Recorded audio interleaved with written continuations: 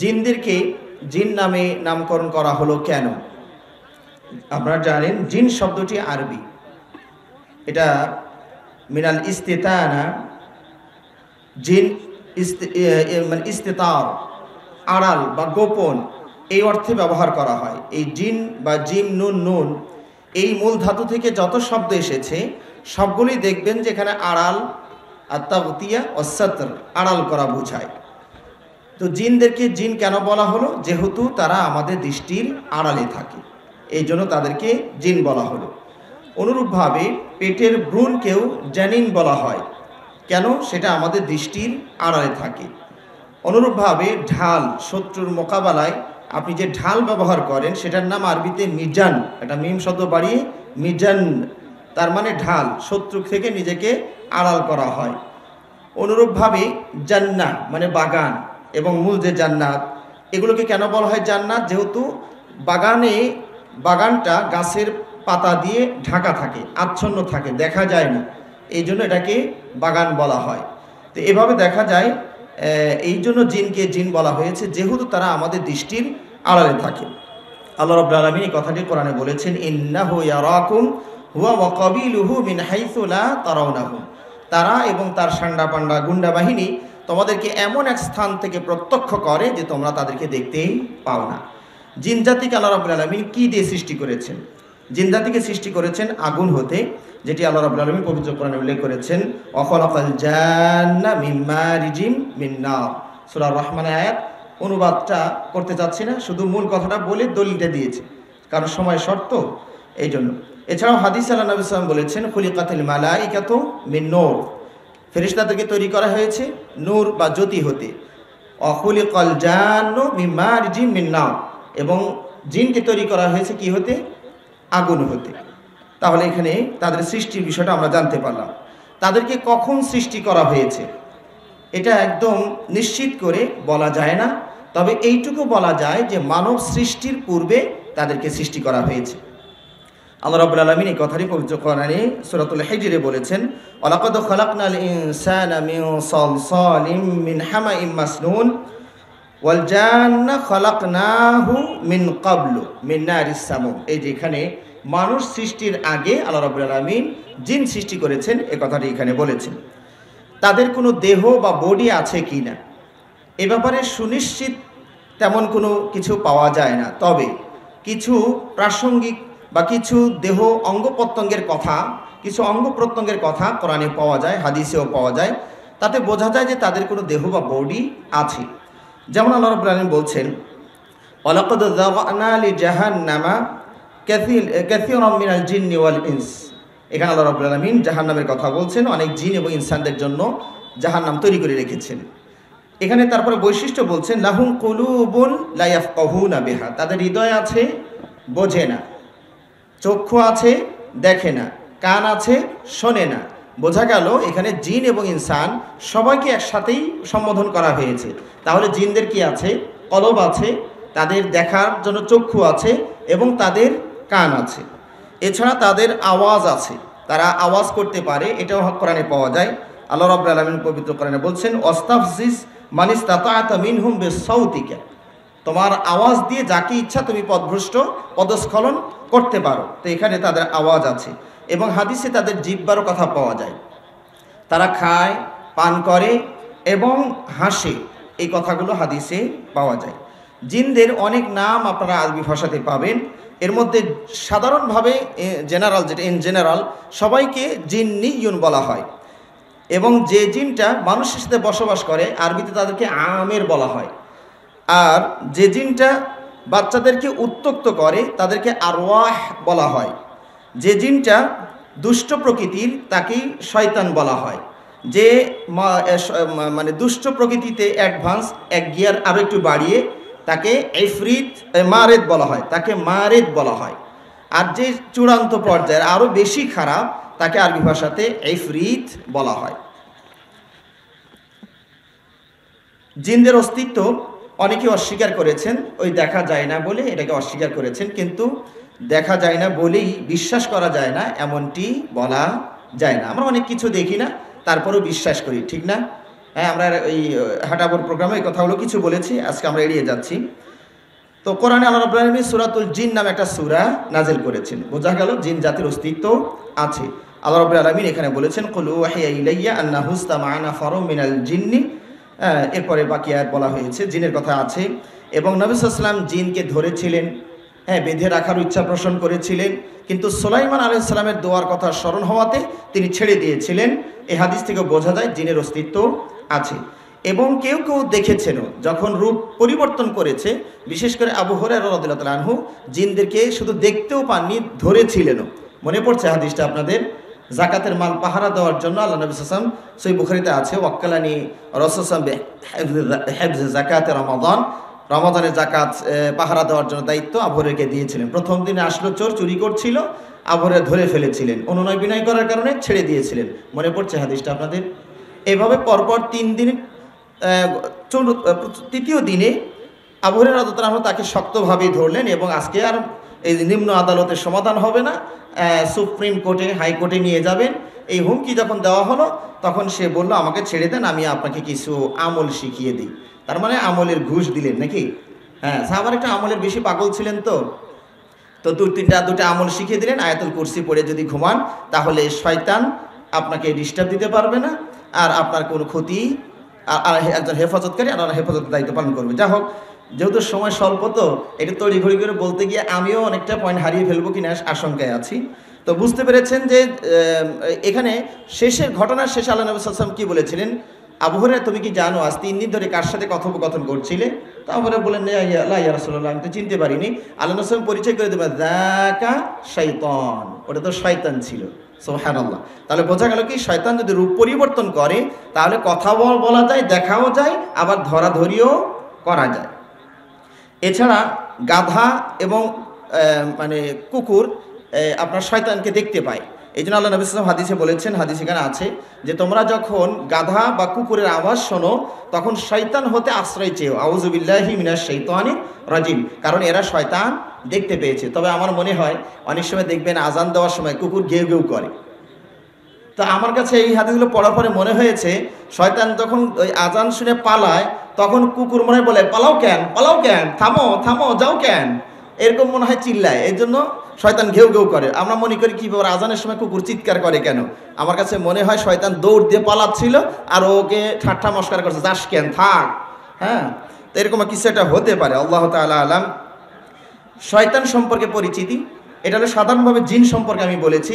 এরপরে শয়তান সম্পর্কে পরিচিতি সংক্ষেপে বলা যায়, এই শয়তানের প্রথম জীবনটা ছিল খুবই সুন্দর।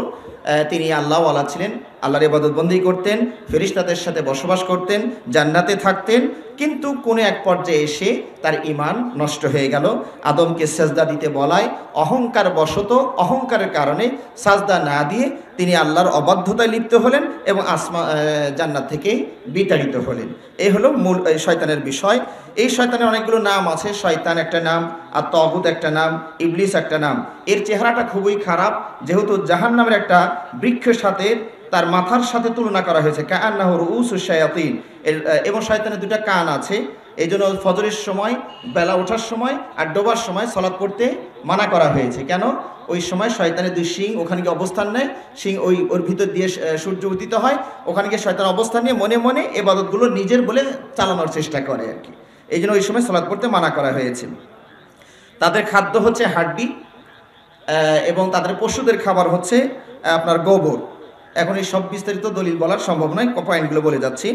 এরপরে তারা বাম হাত দিয়ে খায়। শয়তান কোন হাত দিয়ে খায়?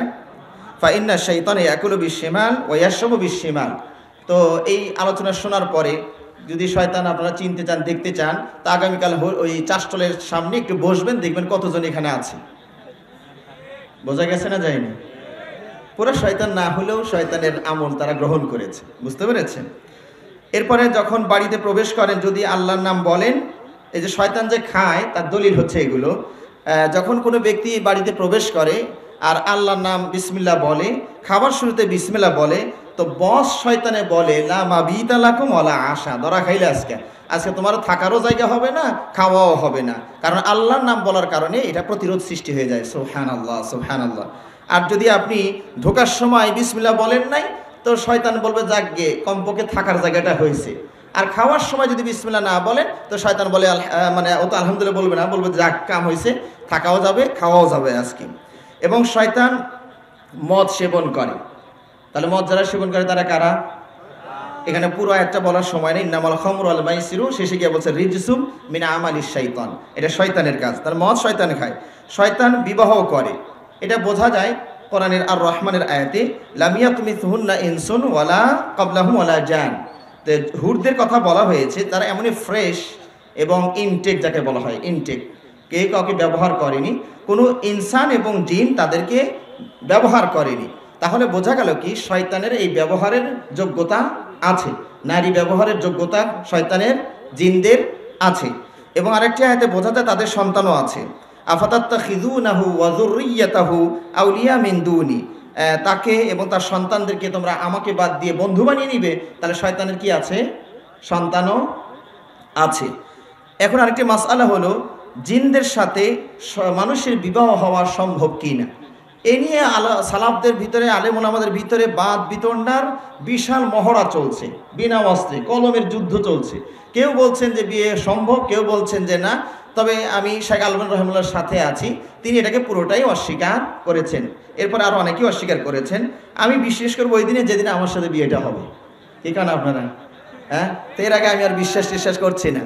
তা যা হোক, ইমাম মালিক রহমুল্লাহ এখানে আপত্তি করেছেন, বলছে যদি জিনদের সাথে বিবাহ হয়, সন্তান হয়, আর একটা মেয়ের যদি কোনো অবৈধ সম্পর্ক রেখে সন্তান হয়ে যায় পেটে, আর তাকে যদি জিজ্ঞেস করা হয় তোমার সন্তান তোমার স্বামীকে, কয়ে জিন, তাই তো সব ব্যভিচারিণীর লাইসেন্স পেয়ে যাবে। কথাটা বুঝতে পেরেছেন? তখন সব ব্যভিচারিণী লাইসেন্স পেয়ে যাবে। পেটে সন্তান আসলে ওটা জিন, আমার স্বামী তো, এই জন্য তোমরা ওটা দেখতে পাবা না। নাউজুবিল্লাহি মিন যালিক। এখন আরও অনেক কথা আছে। তো জিনদের বয়স কত এটা নির্ণয় করাটা কঠিন। তবে আল্লাহ রাব্বুল আলামিন শয়তানের বয়সের ব্যাপারে বলেছেন ইলা ইয়াউমিদ দিন, কিয়ামত পর্যন্ত তাকে বয়স দেওয়া হয়েছে।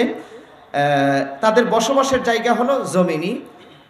তবে তারা বিশেষ করে নোংরা আবর্জনা, ময়লা আবর্জনা, টয়লেট বাথরুম, পচা ধসা, এই জায়গাগুলোতে তারা বেশি অবস্থান করে। মানুষের বাড়িতেও তারা অবস্থান নেওয়ার চেষ্টা করে। কিছুক্ষণ আগে হাদিসগুলোতে আপনারা বুঝেছেন, ওই যে বিসমিল্লাহ না বলে ঢুকলে এখানে বোঝা যায় মানুষের বাড়িতে অবস্থান করে। এবং সূরা বাকারা, ইন্নাশ শাইতানা ইয়ানফিরু মিনাল বাইতিল্লাযী তুকরাউ ফীহি সূরাতুল বাকারা, যে ঘরে সূরা বাকারা তেলাওয়াত করা হয় সেই ঘর থেকে শয়তান পলায়ন করে। বোঝা গেল কি শয়তান মানুষের ঘরে ঘরেও বসবাস করার সুযোগ নেয়। এছাড়াও শয়তান যে সময়গুলোতে বেশি ছড়িয়ে পড়ে সেটা হলো সন্ধ্যাকালীন সময়ে, যে অন্ধকার নেমে আসে, এই সময় শয়তান বেশি ছড়িয়ে পড়ে। এই জন্য আল্লাহ নবী সাল্লাল্লাহু আলাইহি ওয়াসাল্লাম বাচ্চাদেরকে এই সময় ঘরের বাইরে যেতে মানা করেছেন, ওদেরকে আটকিয়ে রাখে, ঘরের ভিতরে আবদ্ধ রাখতে বলেছেন। এছাড়াও শয়তান মনে করুন ওই সকল জায়গায় বসতে পছন্দ করে যেখানে সূর্য আর ছায়া আর রোদ আর ছায়ার মাঝামাঝি যে জায়গাটা, এখানে বসতে শয়তান পছন্দ করে।